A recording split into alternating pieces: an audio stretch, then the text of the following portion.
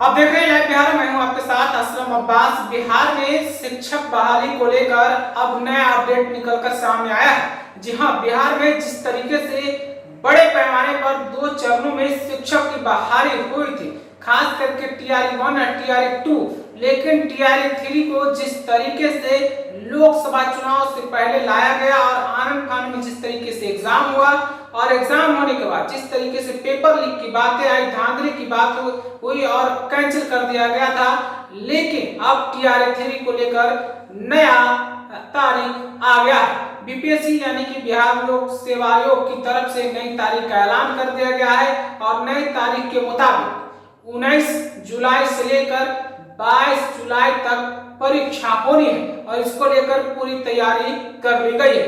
19, 20, 21 को एक पाली में परीक्षा होनी है, जबकि 22 तारीख को दूसरी पाली में परीक्षा होनी है।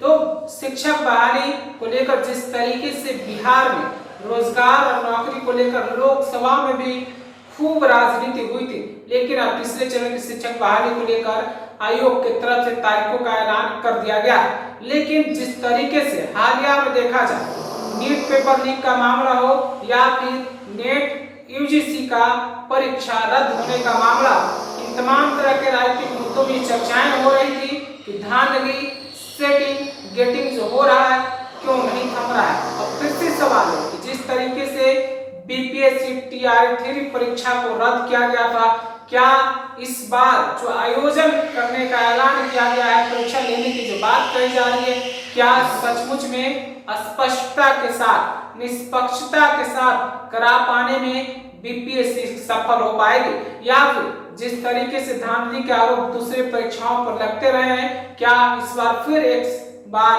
अभ्यर्थियों को हाथ मसलना पड़ जाएगा, हाथ मलना पड़ जाएगा, या कहें कि धांधली की खबरें फिर निकल कर आएगी। ये एक तरफ से चुनौती बिहार लोक सेवा आयोग के लिए है, तो दूसरी तरफ बिहार के साथ साथ आसपास के जितने भी राज्य के युवा अभ्यर्थी बिहार में शिक्षक बनने का सपना देख रहे थे, नौकरी करने का सपना देख रहे थे, उनके लिए एक बड़ी खुशखबरी है, बड़ा अपडेट है। और खास करके युवाओं को लेकर जिस तरीके से क्रेज था शिक्षक बनने को लेकर, बीपीएससी की तरफ से जिस तरीके से शिक्षकों की बहाली हो रही है और बिहार में लगातार शिक्षा के क्षेत्र में आमूलचूल बदलाव को लेकर काम किया जा रहा है। खास करके जब से बिहार में शिक्षा विभाग के अपर सचिव यानी कि अपर मुख्य सचिव के पाठक आए थे, लगातार बदलाव का दौर जारी था।